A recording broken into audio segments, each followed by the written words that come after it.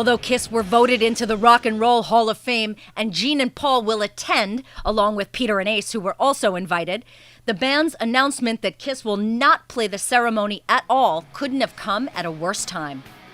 Tickets for the Rock Hall ceremony are going on sale tomorrow, February 24th, and it was booked for the first time at the spacious Barclays Arena in Brooklyn, which is in Kiss's hometown backyard. Now, the hall might not have the reunion performance between current members Paul Stanley and Gene Simmons and the estranged Ace Frehley and Peter Criss they had counted on. While Nirvana's Induction certainly will draw people and sell tickets, Kiss's reunion performance would have certainly sold out the venue. The hubbub started from a statement by Peter Criss that read, quote, "I wanted to make sure that fans understood that no original performance in or out of makeup has been offered to us before they purchased their tickets.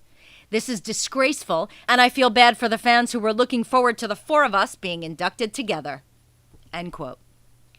Kiss responded and hinted that the problem might be with the Hall of Fame and not with Peter and Ace.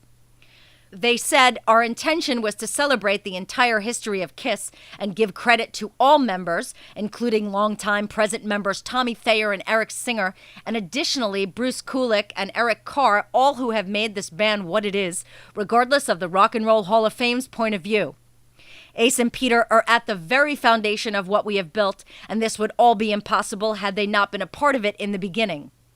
It's over 13 years since the original lineup has played together in makeup, and we believe the memory of those times would not be enhanced. Contrary to claims made through the media, we have never refused to play with Ace and Peter."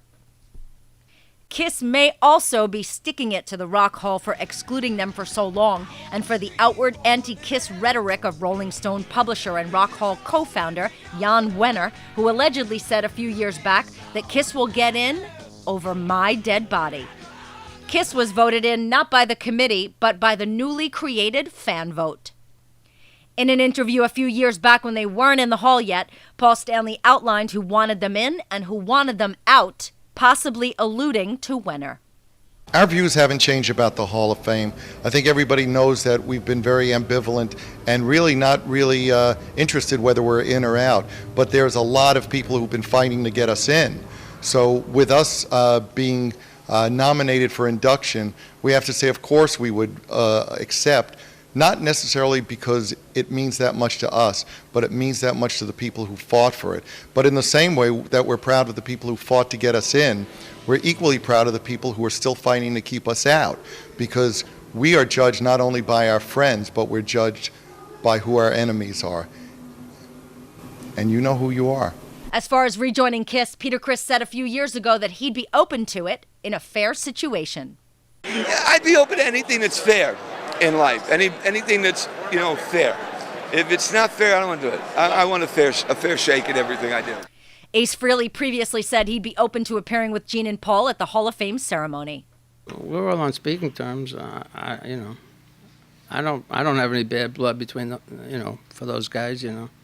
I really had to let all negative energy go years ago for my own sanity and my own, personal health. So, I move forward, if there's negative people around me, I distance myself from them.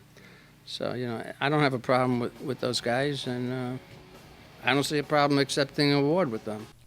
It seems that with Guns N' Roses and Axl Rose and Izzy Stradlin's no-shows and the Van Halen debacle in which David Lee Roth and Eddie Van Halen didn't attend, the Rock and Roll Hall of Fame finds itself in another big crossfire. Either way, it looks like Kiss has chosen not to give the Rock Hall a reunion show unless it's on their terms.